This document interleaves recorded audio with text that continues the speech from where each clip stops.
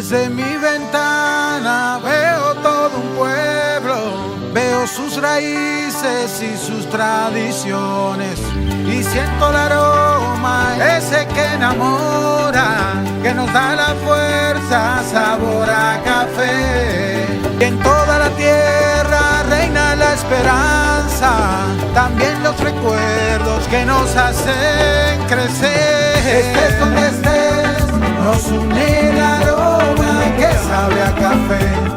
Café Santo Domingo, sabor que empieza en el aroma. Estés donde estés, nos une el aroma. Café Santo Domingo, sabor que empieza en el aroma. Tu café de siempre.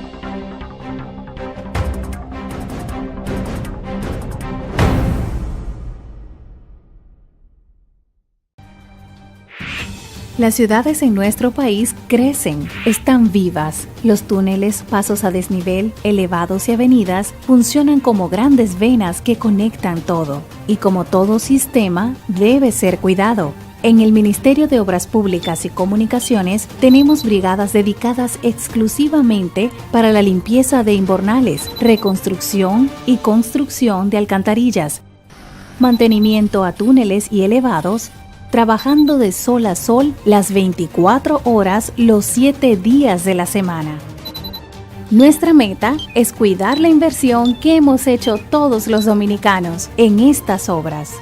Tú puedes ayudarnos a cuidar lo tuyo. No lances basura en la calle. Así las alcantarillas se mantendrán limpias y funcionando correctamente. No pintes en las paredes, ni las maltrates. Y finalmente, no motores ni vehículos pesados en los elevados y túneles. Vamos, anímate a hacer la diferencia. Juntos, mantengamos el corazón de la ciudad latiendo fuerte. Ministerio de Obras Públicas y Comunicaciones. Más que construcciones, somos servicios. Lista para el deporte.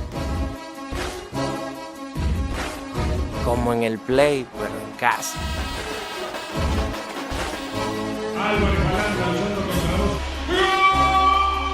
Para que lo escuchen hasta los vecinos. Celebremos con todo, por deporte. Plaza Lama, la super tienda.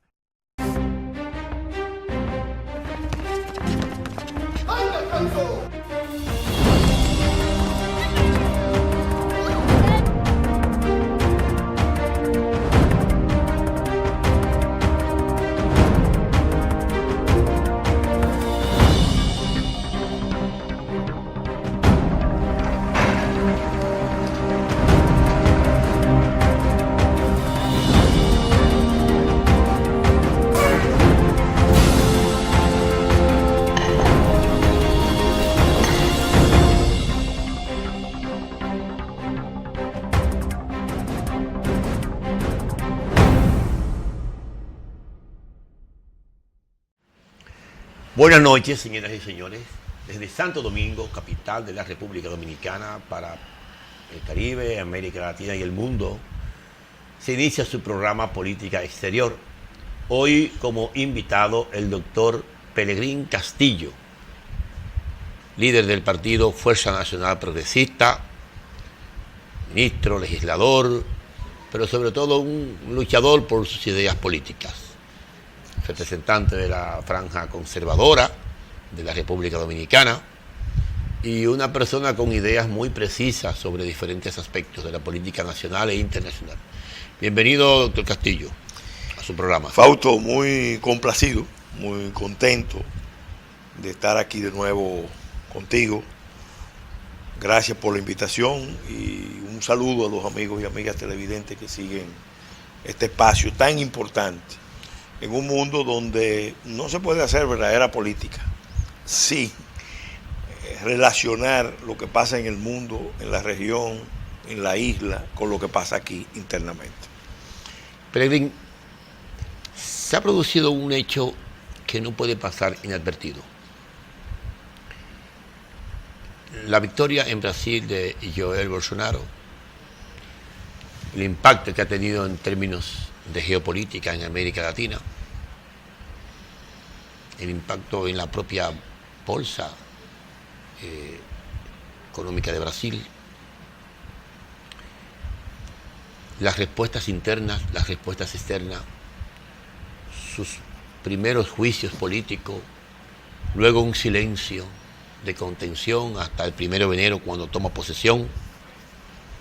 Pero evidentemente es un hecho que no pasa inadvertido para el mundo, la 10ª economía mundial.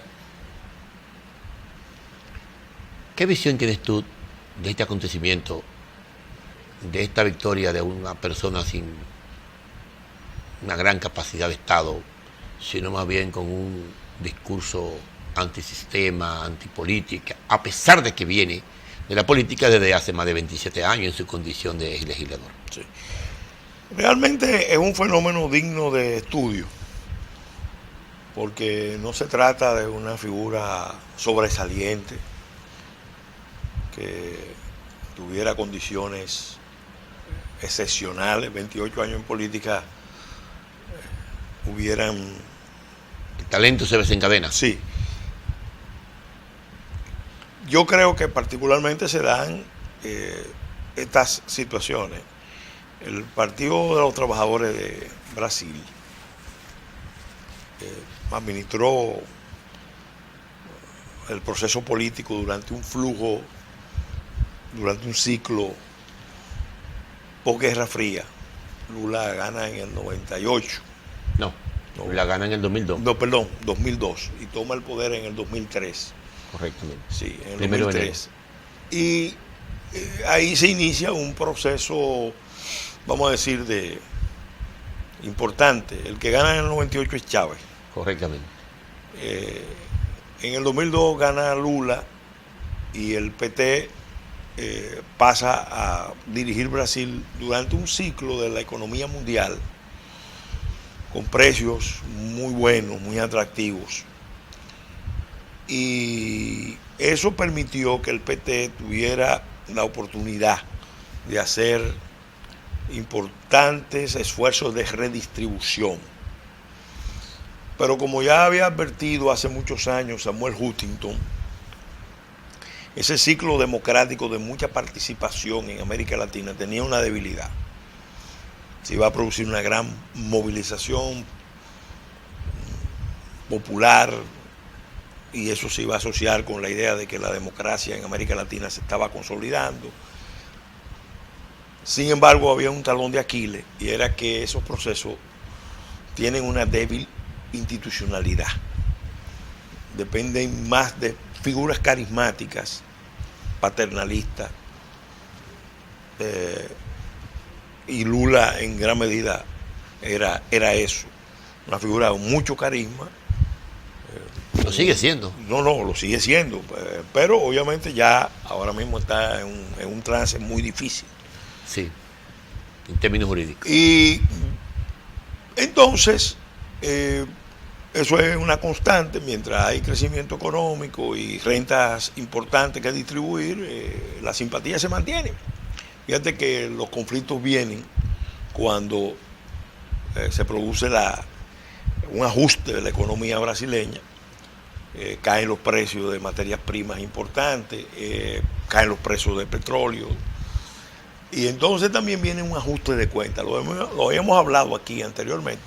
Cierto. Porque tanto en Brasil como en Estados Unidos y Europa no se asumió bien el liderazgo de Brasil dirigiendo el continente hacia los BRICS, en desafío a la hegemonía de Occidente en el mundo. Sobre todo Estados Unidos en América Sobre Latina. todo Estados Unidos. recuérdate que Lula Tanto llega... perdón que te interrumpa, tanto por el impacto en el mercado como por el impacto político. Lula llega en el 2003 y ya en el 2005 Brasil formalmente rechaza la propuesta norteamericana de la constitución de la zona de libre comercio de las Américas, claro, que yo creo que fue un grave error de parte de Brasil, porque si había un país en América Latina con poder de negociar un tratado equilibrado, un tratado justo, conveniente para el continente y para los propios Estados Unidos, era Brasil.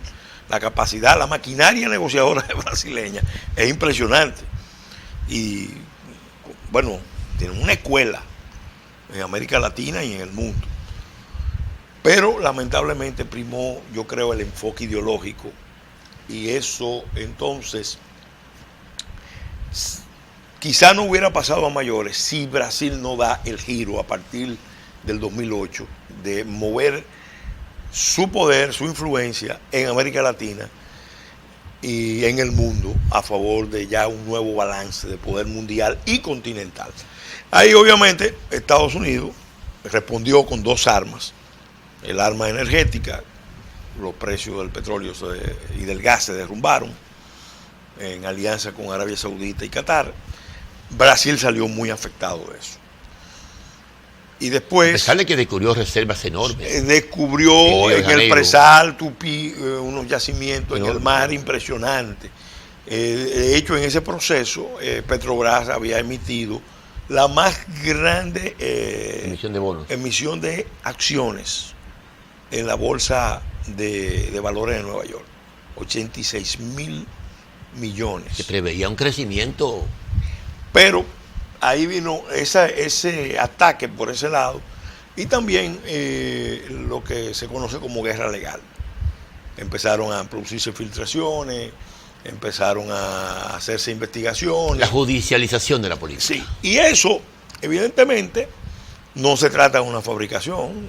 Realmente Brasil estuvo usando su poder, como lo han hecho otros países, su banco de desarrollo, sus grandes empresas, para consolidar su dominio sobre el continente. Pero eso tenía unos costos y unos riesgos, y ya hemos visto por dónde va el proceso. ¿Qué pasa? Esto es bueno entenderlo. Ahí se produce la división en el PT, porque también la presidenta Dilma Rousseff, al inicio del gobierno, tomó una serie de decisiones, creyó que esos movimientos no iban a apuntar al PT, sino a determinados sectores, y al final el proceso también terminó involucrándola a ella, golpeándola a ella y sacándola, bueno, al punto que no pudo ni siquiera garantizar una senaduría en este proceso electoral que pasó.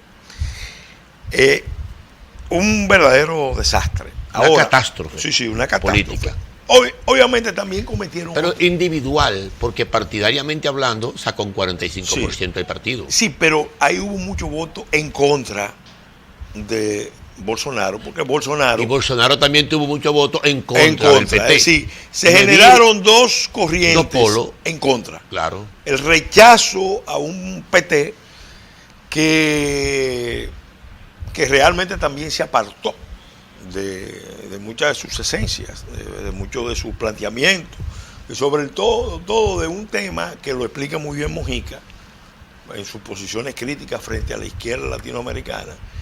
Cuando usted asume responsabilidad de dirigir los pueblos desde posiciones de reformista o de revolucionario, las exigencias éticas suyas son mucho mayores. Se multiplican. Claro, entonces ahí yo creo que el PT, lo que pasó en Brasil, los escándalos de corrupción, que son escándalos de corrupción institucionalizados, porque en Brasil, como en la mayoría de América Latina, y yo diría del mundo, hay sistemas de corrupción, cultura de corrupción y estructura de corrupción. Y vocación de corrupción. Y entonces eso, yo creo que produjo esa reacción.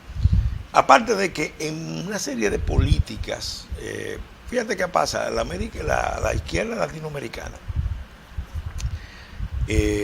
para tratar de conciliar sus posiciones con los liberales de Estados Unidos y de Europa. Incorporaron una serie de visiones que son, vamos a decir, son muy contrarias a la visión de los sectores sociales, conservadores, de base religiosa de América Latina. ¿Como cuáles? Bueno, el aborto. El tema del aborto, el tema de la ideología de género, un conjunto de acciones que en otros tiempos no eran Pero no propias. el tema ecológico, ¿verdad que no? No tanto con el tema ecológico. El tema de la preservación. No tanto con el tema ecológico. Y aparte de que Brasil ese es un tiene elemento una muy... singularidad con esa materia. Claro, y un es compromiso. el país que tiene, vamos a decir, Más recursos naturales. las condiciones óptimas. Claro. Y también mayor compromiso con el medio ambiente. Pero yo creo que eso, fíjate que el voto más fuerte de Bolsonaro vino de las iglesias. Vino de las iglesias evangélicas. Pero una parte. Y de los grupos católicos. Apenas el 45% del 100% de la membresía de las iglesias votó por él. O sea, el 55% no votó. Sí. Ahora, pero eso es mucho. Ahora hay otro factor. Eso es mucho para alguien con un partido tan frágil. Hay otro factor que yo creo que influyó mucho. El tema de la seguridad. Eso sí. El tema de la seguridad, sí. Porque evidentemente esa política liberal de ultraprotección, hipergarantista de los derechos humanos de los criminales, de los sujetos ya con antecedentes, con ficha, porque en la visión de izquierda se presume que esas gentes también son víctimas. Y como son víctimas de la sociedad, se le trata con una, vamos a decir, una benignidad que a muchos sectores que están sufriendo la violencia no le parece correcto. No le parece correcto. Entonces, eso provocó también un respaldo que yo creo que involucró a las fuerzas de seguridad. Fíjate que en Estados Unidos pasó lo mismo. Totalmente las involucró. Toda la policía de Brasil y las Fuerzas Armadas en realidad estaban militantemente con Bolsonaro. Algo parecido. No, hicieron marchas, claro, vestidos, hicieron lo del 74, cuando salieron las Fuerzas Armadas aquí con banderas rojas, claro, a apoyar al presidente Balaguer, y con banderas rojas en los puntas de los fusiles. Claro. Allá yo tengo los videos. Sí. Marcharon en la ciudad de una manera brutal. Porque ellos tenían... Lo cual implica una enorme debilidad institucional. Pero fíjate que ahí, acuérdate que el ejército, las Fuerzas Armadas brasileñas son muy poderosas. Claro. Y muy institucionalizadas. O sea, no es que probablemente hay problemas de corrupción, igual que muchos otros estamentos de América Latina. Fíjate que en Chile acaba de detonar un escándalo de corrupción militar, que se acaba de llevar la mitad de la cúpula militar chilena. Eso hace mucho que viene. Pero estalló ahora. Eso se produjo de cuando Pinochet. Sí, pero ahora. Con la cutufa que encabezaba el hijo de Pinochet. Ahora. Un último escándalo. Un último escándalo que produjo. Pero en Brasil, aún así, las Fuerzas Armadas son, vamos a decir, la otra gran institución brasileña. Porque tú sabes que el sistema de partido en Brasil es débil. Totalmente. Como es un país tan grande y tan heterogéneo. Es un país continente. Es un país continente y heterogéneo. Estados Unidos es un país continente, pero los grandes partidos han logrado integrar a la mayoría de las poblaciones. Las grandes maquinarias electorales. Grandes maquinarias. Porque realmente no son en Brasil partidos. No hay grandes maquinarias electorales. Entonces, bueno, la dictadura lo impidió, Peregrín. Está bien, pero después ha habido, o sea, ¿cuánto tiempo? Pasaron más de 20 y pico de años y las estructuras partidarias no se desarrollaron. Pero ha sido de impeachment plenamente. en impeachment. Recuerda que han habido 2 impeachment. Sí, han sido eliminados 2 presidentes. Pero aún así la maquinaria política estaba rezagada. El hecho es que estaban rezagadas. ¿Y qué pasa? Se veía la inquietud militar del ejército, de las Fuerzas Armadas brasileñas, e incluso algunos militares frente al proceso a Lula y los intentos de excluirlo del proceso por su popularidad y por su apoyo, hasta amenazaron con irrumpir en el proceso político. En una locura. De modo que hubiera sido una locura, pero ahí también como que se se produjo la irrupción de un actor que sin duda tiene capacidad de influir en todo Brasil. Y influyó. Fíjate que parte del gobierno va a estar constituido por altos mandos retirados de las Fuerzas Armadas brasileñas. Está el general Moura, el general Heleno, ahora acaban de anunciar al nuevo ministro, y el vicepresidente es un general, Moura. Se le pagó sí. al juez que trancó a Lula, bueno, se le dio su premio, porque eso es su premio. Bueno, pero no se puede decir que es una acción única de Moro, porque acuérdate que eso fue varias veces. Yo no digo que sea una acción única del juez Moro, pero lógicamente el refajo quedó eliminado. Porque nunca debió haber aceptado, porque sus juicios sobre el ejercicio político eran muy. Pero parece muy que radicales. ahora Moro va a jugar un papel importante en seguir profundizando ese proceso interno en Brasil, en la judicialización de la política. Y en llevar eso. Lo mismo que Balaguer hizo en el periodo 86-94, para poder mantener su nivel de popularidad. Ese es un proceso que amerita un análisis aparte. Pero claro. Volviendo a este punto, mira, el punto Pero es muy parecido, Es muy parecido. Sí, porque finalmente el presidente Balaguer terminó diciendo que reconocía sus errores. Mira, yo conozco las interioridades como poco de ese proceso. Claro, y sé claro. que Balaguer dijo eso como resultado de los pactos políticos que se hicieron para enterrar los procesos. O sea que eso fue incluido el de él. De hecho, la reelección del 90 fue posible precisamente por esos pactos. Pero incluido los juicios contra él mismo. Porque él era un hombre judicial. Pero los juicios, el proceso del 90, la reelección del 90 fue resultado precisamente de esos acuerdos entre las cúpulas partidarias de paralizar los procesos judiciales y enterrarlos. La reelección del 90 fue, y haciendo un paréntesis sobre un tema nacional, fue el resultado de un líder político que nunca quiso ser presidente en el 90. Porque se le propuso un pacto político y él sencillamente no lo quiso.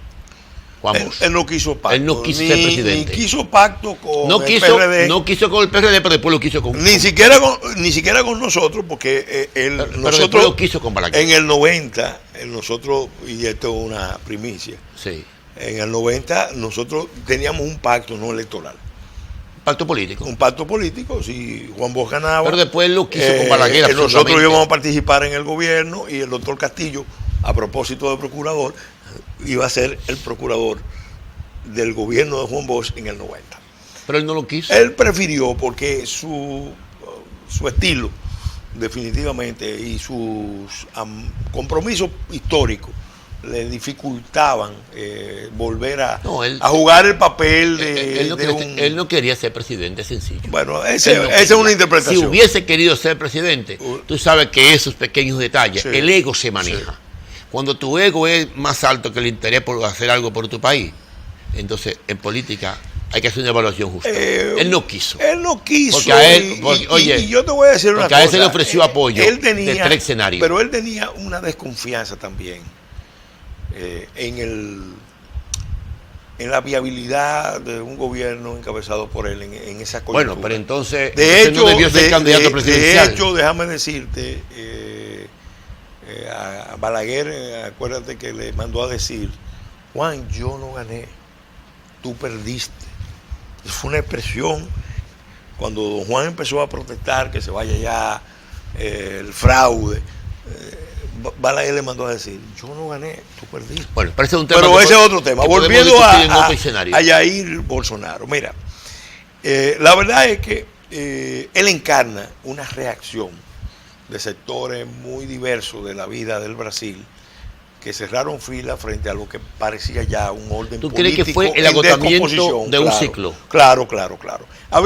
El ciclo político estaba agotándose, las bases materiales de ese ciclo político estaban también en crisis. Realmente Bolsonaro encarnó la necesidad de Brasil de producir una terminación de la hegemonía del PT, porque el PT había estado gobernando, pero Brasil en los últimos años, desde que empezó Dilma, no salía un escándalo. Y era un escándalo tras otro, envolvía al Congreso, envolvía a la justicia, envolvía a los partidos, a las empresas. Entonces, bueno, esto hay que producir un cambio, porque no podemos seguir validando una opción que ha generado tanto escándalo, tanta decepción entre propios y extraños. Entonces, yo creo que eso explica en buena medida. Ahora, evidentemente que él va, en materia de política exterior, a estrechar los vínculos con Trump. Cabe esperar. Y con la franja conservadora de América Con la Latina. franja conservadora de América Latina. Yo te diría, ahora mismo en América Latina hay dos triángulos poderosos México. que están interactuando. El triángulo Estados Unidos, Brasil, Colombia. Fíjate que si lo pones en el mapa. Inclúyele Chile. Pero como para darle triangulación. No, y para darle más fuerza radical. Eso está, vamos a decir, en la retaguardia. ¿Quiere decir que Chile está más al centro? Sí, yo te diría. Más al centro. Sí. Es menos ultra. Sí, fíjate que son 3 líneas de tensión De que hay línea ahí. dura. No, y en términos de seguridad, eso que estoy diciendo tiene una validez importante. Pero dentro de ese triángulo hay otro, que es Cuba, Claro, Venezuela y Nicaragua. Ahora, la semana pasada. Incluye la Bolivia. No, tampoco.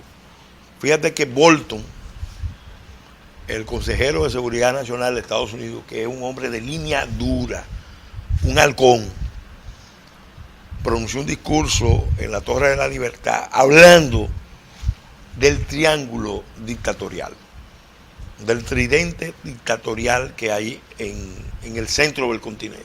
Excluye a Bolivia. Excluye a Bolivia. Porque los norteamericanos entienden realmente que Bolivia, mal que bien, tenía que vivir esa experiencia de un liderazgo indígena que integrara a Bolivia. Tanto el caso del Ecuador como el caso de Bolivia son casos interesantes porque son países que tenían un serio problema de integración étnica. Y un déficit social enorme. Y entonces, en consecuencia, mal que bien, tanto en Ecuador como en Bolivia, con relación a las situaciones anteriores, esto ha representado un paso adelante. Pero en Venezuela, en Nicaragua y también en Cuba, que vamos a decir es el centro estratégico de toda la política de socialista del siglo XXI en América, no es Maduro, ni era Chávez, era Fidel. Y era el Foro de San Pablo. Entonces, ahí vamos a decir, se está dando eso. Ahora, ¿dónde van a venir las definiciones? Acuérdate que ese triángulo que Bolton definió como un triángulo dictatorial y que va a ser está siendo enfrentado por decisiones cada vez más duras de parte de Estados Unidos. Ese triángulo se está moviendo buscando alianzas en el mundo. Buscó la alianza la tiene hace mucho con China, con Rusia. Pero ahí a nivel continental vendrá la gran definición, que es la posición de México. La política de México está marcada por lo que se conoce, históricamente no ha variado. La doctrina Estrada.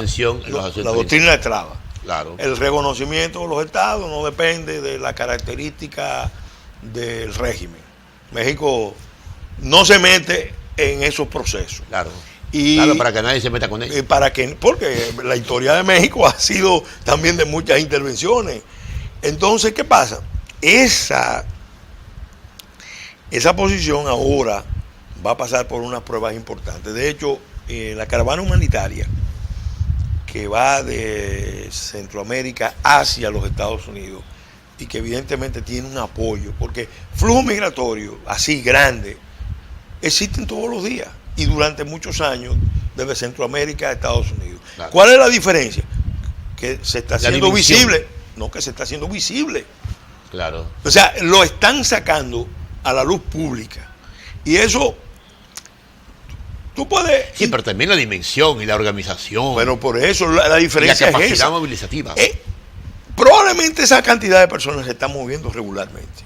Pero en esta ocasión. No de manera compacta. No, exacto. En esta ocasión, han decidido una organización que se llama Pueblos Sin Fronteras. Y en un momento electoral tan en un momento trascendente. electoral tan importante de Estados Unidos, han decidido sacarlo. Tú pudieras interpretarlo, vamos a decir, en clave de broma. Tú pudieras decir, bueno, eso es parte de la trama rusa 2. Los rusos quisieron ayudar a Trump. Presidente Trump. Y le montaron un escenario que iba a asustar a sus electores para endurecer su voto, porque evidentemente, observa esto. Pero también se podría pensar que Juan Orlando Hernández, que es el presidente Sí. de Honduras, que le debe el poder a los norteamericanos, que Sí. le reconocieron Sí. con unas elecciones fraudulentas, claramente, ¿no? Muy evidentemente, a los 48 días de contar los votos no se sabía quién había ganado. Todo el mundo sabe que ganó el partido de Zelaya, pero bueno, Juan Orlando Hernández se instaló en el poder, en una reelección ahí de lo más viciada. Y también ese podría ser una factura de pago, contribuyendo o permitiendo las válvulas de escape de toda aquella estructura. No, porque eso... Digo yo, una doble interpretación. No, porque eso difícilmente Estados Unidos con Trump va a pagar un precio de esa naturaleza. ¿Cuál precio? De permitir que esa gente ingrese a su territorio. No que ingrese, que haga el intento. Aló, Porque ¿a quién le convino finalmente? bueno, ¿a quién le conviene a Estados Unidos?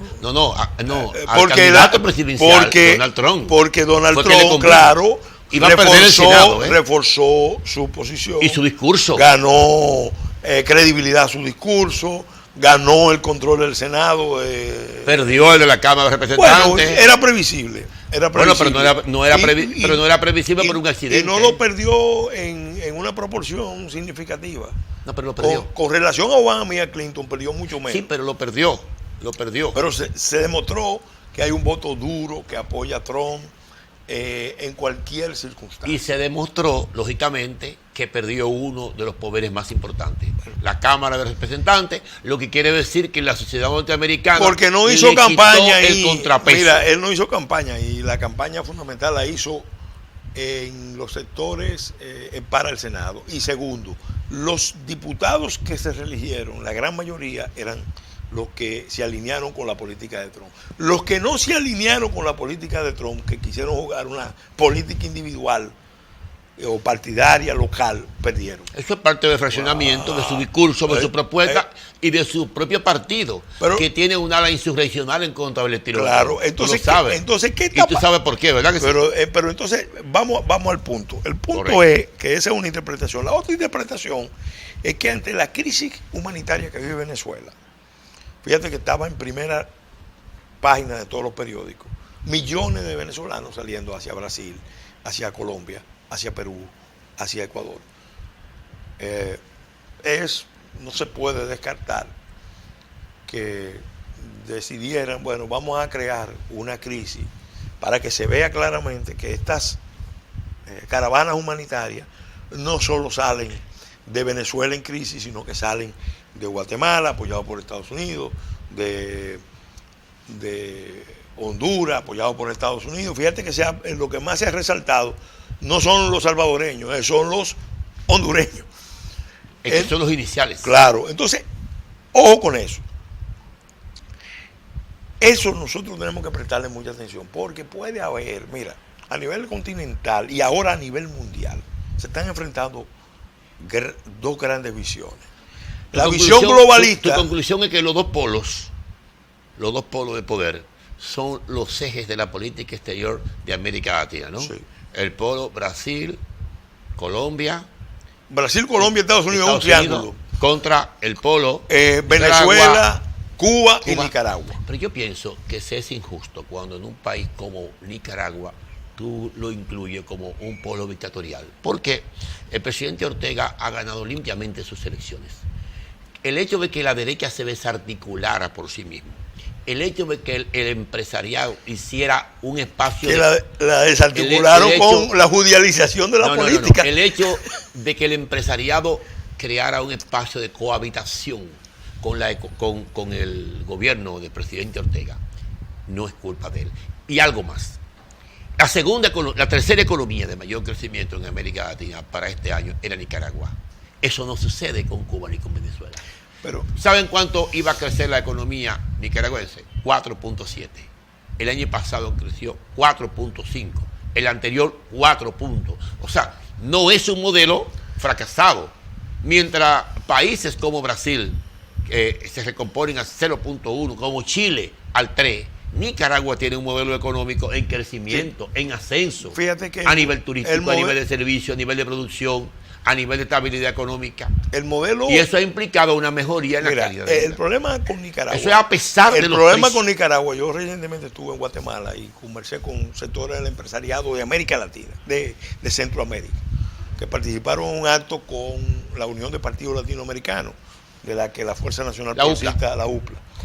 El problema con Nicaragua es que Nicaragua, efectivamente, aprovechando la administración Clinton sobre todo, la administración Obama, adoptó una actitud de pacto con el empresariado. De cohabitación. De que el empresariado, los empresarios, si tú le garantizas capitalismo salvaje, si tú le garantizas una serie de cosas, ellos, al igual que ciertos actores internacionales, no toman en cuenta si se respetan o no los procedimientos democráticos, el margen de libertades públicas, etcétera, etcétera. Entonces se produjo ahí. Y eso es una lección. Es el país más seguro de Centroamérica. No, sin duda. Sí, sin duda. Es que mientras tú tienes las maras. Era el más seguro. Mientras tú tienes las maras en Honduras, en El Salvador, sí, en Guatemala, sin duda, no pueden pasar. En Nicaragua no. En Nicaragua había. Entonces reconóceme hecho de que eso es una política de efectividad social. No, yo te reconozco que incluso. Porque no es posible que eso suceda. Que incluso, eso no pasa en Venezuela. Pero eso tiene que ver con la demografía también de Nicaragua. Sí, pero también con el modelo acuérdate de gobierno. Que Nicaragua, que hizo un proceso realmente dramático de lucha contra la dictadura de Somoza, y después hicieron una serie de cambios y progresos sociales. Nicaragua generó una institución militar. ¿Tú sabes cuánto es la inversión en educación allá? Más de un 5%. Sí. Nicaragua, ¿tú sabes lo que eso implica? Nicaragua adoptó un modelo que entonces empezó, evidentemente, a generar rentabilidad social. Te daba beneficios por otro lado, pero al mismo tiempo tenía unos costos políticos y sociales, más políticos que sociales. Obviamente no te olvides de la geopolítica, óyeme. Recuerda que la iglesia hizo un pacto de cohabitación también con el presidente claro, Ortega. Pero no te, o sea, fueron todos los actores. Pero no te olvides de la geopolítica, óyeme, no te olvides nunca de Yo lo que quiero es que tú no compares a Venezuela y a la Revolución Cubana con el gobierno del presidente Ortega, porque es un gobierno completamente surgido del voto popular. No, mira, completamente. Óyeme. Su elección lo que se vio, especialmente con la actitud de la vicepresidenta, que al parecer es el poder. Pero ese es otro tema, bueno, pero no el origen de su elección. No, nadie está cuestionando. Fíjate que su propio hermano Humberto. El origen de su elección. Me voy a remitir a lo que dijo. Pero y el origen de su elección no es completamente fraudulento. Tú sabes que no. De acuerdo. Dímelo con fuerza. Me voy a remitir a lo que dijo su hermano Humberto. Que es un hombre de negocio ya. No, pero Humberto fue muy responsable y dijo que él discrepaba con su hermano, porque aunque su hermano había sido elegido democráticamente, la deriva, la tendencia, el accionar del gobierno era hacia un autoritarismo, hacia una acción contundente, una acción disociada de los intereses populares. De la misma manera que la oposición predía con las primeras manifestaciones que el presidente renunciara. Acuérdate pero tú no puedes elegir un presidente de la República, Pelegrín, y a los 60 días pedir que renuncie porque se te mete en la cabeza. Porque entonces en República Dominicana o en Haití o en Chile, cuando los estudiantes universitarios encabezados por la diputada Camila procuraban las reformas de la educación, si incluían el tema de la renuncia. El problema de la reelección, óyeme, el problema sigue siendo, fíjate que es una constante América Latina. Pero tú me entiendes, tú no puedes debilitar el sistema incluyendo el tema de la renuncia presidencial. Mira, a los 2 meses de electo un presidente. Pero él se religió sobre la base de un unas decisiones muy cuestionables de la Corte Suprema. Sí, pero el voto, el voto, sí, claro, fue pero el que está visible, en el gobierno, sacó Fausto, 65% nosotros sabemos perfectamente cómo desde el poder la reelección se puede abrir fácilmente, pero no Balaguer. Pero Balaguer se religió en el 90 con el 35% de los votos, no con el 65%. Fausto. ¿Estamos de acuerdo? Fausto. Balaguer se religió en el 94 con el 36%. Fausto. ¿Estamos de acuerdo? En un país donde el Estado, y tú me lo acabas de decir, es tan importante, caso muy parecido a República Dominicana, eso es más que factible. Pero cuando en el 90 Entonces, él perdió, le entregó. Cuando tú tienes... Pelegrín, en el 90, cuando él perdió desde el poder, claro, él pudo haber hecho un fraude y él no, entregó. Ahí entonces no. Ahí es que... Ahí no es válido. Ahí es que viene el origen del Él problema. entregó. ¿Tú sabes cuál es el origen del problema? Fidel Él Castro... entregó en el 90. Permíteme decirte, Fausto. Él entregó decentemente. Yo sé que sí. Él entregó... Tiene esa gloria. Óyeme, él entregó en ese proceso. En ese momento se hizo un pacto. Porque Fidel Castro... Y perdió 4 veces después. Óyeme decirte. ¿Tú lo sabías? Perdió 4 veces. Pero déjame decirte. Cuando él pierde ahí, Fidel Castro, que había apoyado el proceso revolucionario en Nicaragua, que fue realmente el factor decisivo en ese proceso. Toda América Latina lo respaldó. Pero Cuba fue, bueno, claro, sin duda, Cuba, Venezuela y Panamá. Fidel Castro. ¿Tú oíste ese número? Estaba Cuba, Venezuela y Panamá. Fidel Castro, lanzaron la operación final. Fidel Castro estaba a favor de Isla Margarita. De que Ortega no entregara el poder.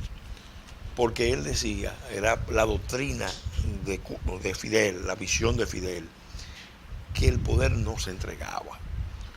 Que eso mismo se repitió cuando Chávez perdió aquel referéndum, que Fidel criticaba que esta gente que, bueno, habían llegado al poder por vía electoral y entonces, aunque se podía llegar por vía electoral, no se podía entregar el poder por vía electoral.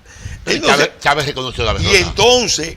Chávez reconoció la derrota. Entonces, ¿qué? Sí, ese sí, Chávez lo reconoció. No, y en el 90 Banier reconoció la derrota. Pero sí, en el 90. Pero ahora... Él no perdió. Decidió, bueno, nosotros nos quedamos en el poder. Porque la Constitución se lo prohibía. Pero excusa. Y él decidió, bueno, vamos a amarrar a esta Suprema Corte de Justicia. Es más, el juez de Suprema Corte de Justicia, que aquí están buscando para que valide eventualmente una reelección del presidente Medina, es el mismo. Yo lo conozco. Es el presidente del Tribunal Constitucional. Del Tribunal de la Suprema Corte de Justicia. Del Tribunal Constitucional de Nicaragua. Bueno, a ese que lo están allá buscando. Hay un Tribunal Constitucional. Porque ellos elaboraron ya una teoría para que los gobiernos puedan quedarse indefinidamente en el gobierno. Entonces, ahí es que estalla la crisis. No es así. Porque Evo Morales lo intentó en Bolivia y no le funcionó. Bueno, tú lo sabes que lo perdió. Pero lo perdió y continúa. Bueno, y todavía continúa. Sí, él lo perdió y no aceptó. Pero perdón, no. Una cosa es el hecho de que tú no asumas eso, pero ya constitucionalmente no puede. Tú lo sabes que no.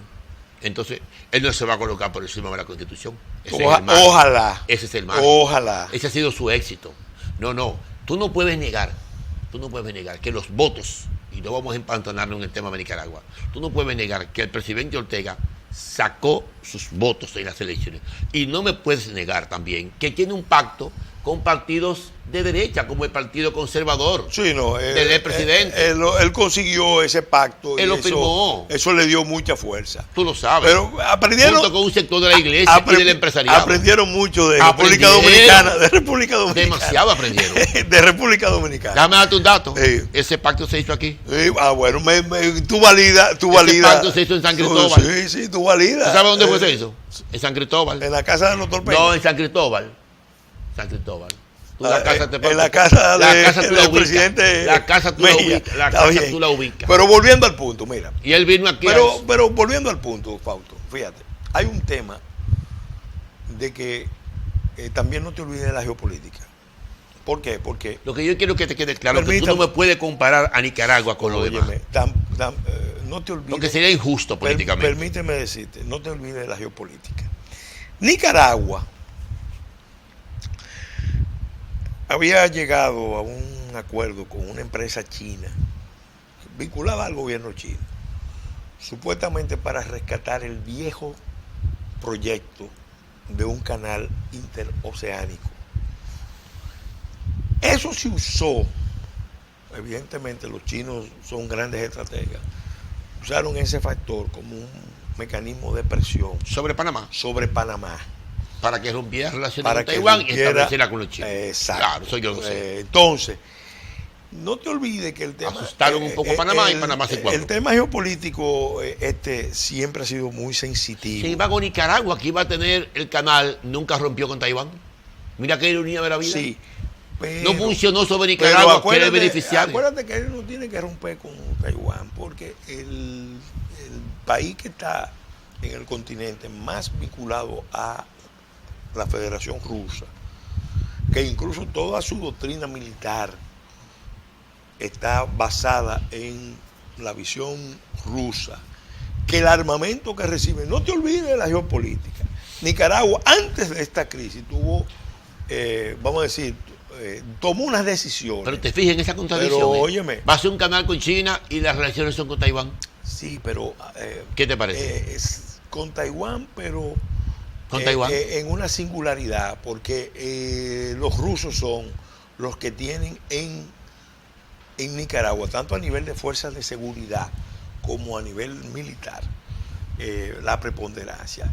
Recuérdate que hace unos años Nicaragua compró armamento, renovó el armamento de sus Fuerzas Armadas, de su Marina, de helicóptero, lancha misilera, en un momento en que se preparaba el diferendo que estaba creciendo entre Colombia y Nicaragua por la cuestión de los límites. De la isla de San Andrés.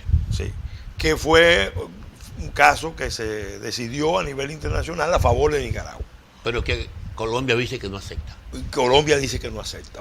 Corte Velaya, Pero para que veamos cómo el trasfondo de geopolítica siempre está presente. Después que Panamá da el paso de irse con China, Colombia anuncia que pasa a ser parte de la OTAN, primer país latinoamericano. Lo había anunciado antes ya, Santos. Sí, pero Santos en el proceso electoral ya oficialmente anunció que fue acogido. La oficialización. Colombia, sí, de Colombia como parte de la OTAN, porque siempre volvemos al tema. Pero tuviste en qué condición, ¿verdad que sí?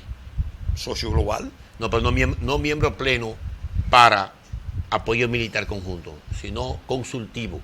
Revísalo bien. Pero ese es el proceso así empieza. Bueno. Así empieza. O sea, la primera vez que la OTAN pone los pies en América Latina, lo pone en Colombia, porque está ahí, al lado del canal. Y el canal sigue siendo. Con 7 bases militares norteamericanas, ¿tú lo sabías? Claro, y el canal sigue siendo. Entonces es innecesario. El canal sigue siendo un elemento estratégico. Clave. No, pero el problema de la OTAN no es porque sea necesario o no, sino porque están, vamos a decir, contrapesando. ¿Por qué? Porque Nicaragua, la actividad militar de Nicaragua, no te olvides de un incidente que pasó entre Colombia y Nicaragua. Una flota de aviones rusos llegaron a Nicaragua y saliendo de Nicaragua para Caracas, penetraron el espacio aéreo de Colombia. Aviones estratégicos. Claro. Que estaban en una misión. Esos juegos de poder son poco conocidos por la población. Lo que estamos dándole seguimiento a las publicaciones especializadas, a las noticias enfocadas en los temas militares, ¿seguridad? Los temas de seguridad, sabemos lo que eso significa. Entonces, vuelvo y te digo, la región nuestra está... Bueno, como se sabe lo que significó que aviones de la OTAN interceptaran al ministro de Defensa ruso recientemente en Europa del Este. Sí, sí. ¿Tú viste eso, no? Sí, sí. Eso Esos son contrapesos de poder. Son juegos de poder. Sí, pero peligroso. Muy peligroso. Bueno. Pero no peligroso, muy peligroso. Entonces, por eso es que te digo eso no es juego. Que estamos en... Tú cercar a un ministro de Defensa ruso en el aire con aviones de guerra. Estamos en presencia de un escenario mundial bien complicado que se está reflejando en nuestra región. Entonces yo te pregunto, ¿cuál piensas tú que va a ser el eje central de la política exterior de México en ese escenario de esos dos polos? Brevemente, que bueno, en la si parte es por final la definición ideológica, cabría esperar que México, si es por la definición en el marco de las posibilidades de México, te quiero decir, como Estado, porque una cosa es el compromiso ideológico. Eso está por verse, hay que ver cuál va a ser la actitud del presidente López Obrador frente a esa realidad. ¿Tú prefieres ganar tiempo? Sí, es muy difícil, pero ¿cuál es tu lectura? La posición de él va a ser muy importante, porque México es un estado muy importante en la región y su papel podría ser de gran componedor. Eso sería una gran cosa. Mira, ¿tú no crees que vas a rescatar el liderazgo perdido? Mira, nosotros acabamos... ¿Tú no crees que vas a rescatar el liderazgo que perdió de Brasil en América Latina? Nosotros acabamos de sacar una declaración Peregrín, donde estamos planteando como Fuerza Nacional Progresista, y la vamos a hacer circular internacionalmente, la región Gran Caribe, que está en el centro mismo. En el ombligo. En el ombligo, que incluye México, Centroamérica, Colombia, Venezuela, el Caribe antillano, necesita una conferencia para la estabilidad, para la democracia y para la seguridad. Y para definir su rol en la geopolítica. Claro, porque nosotros no podemos permitir la región Gran Caribe que esto se convierta en un escenario de choques extracontinentales, porque la capacidad de crear un problema mundial más grande que la crisis de los misiles está ahí. Pero tú sabes, Peregrín, que no hay un liderazgo político en la región del Gran Caribe. No lo hay, porque República Dominicana está excluido de esa región. De todos modos, sí, ha sido un grato placer. Nos colocamos por los entresijos de Centroamérica y de una parte de América Latina y nos fue imposible tocar otros temas. Aquí está tu conferencia sobre temas de política exterior, de Kosovo y China, popular, pasando por Haití. Interesantísimo. Escuché esta conferencia y lo voy a leer. Tendremos que hacer otro programa. Irremediablemente se quedaron los temas más importantes, como el conflicto árabe-israelí, la situación de la isla, la de nosotros. La dificultad enorme que implica la confrontación de las sanciones hacia Rusia y las dificultades de la Unión Europea. De todos modos, será hasta el próximo domingo cuando volveremos con su programa Política Exterior. Muchas gracias y volveremos.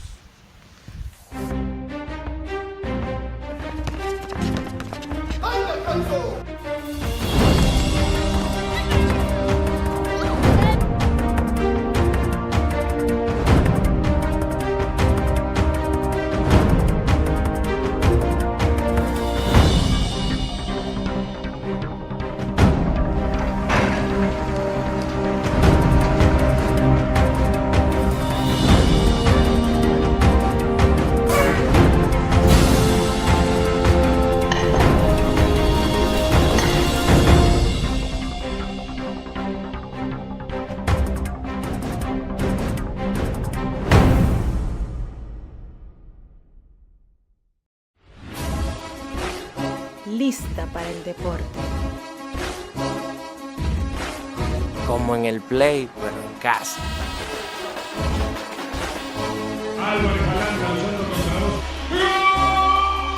Para que lo escuchen hasta los vecinos.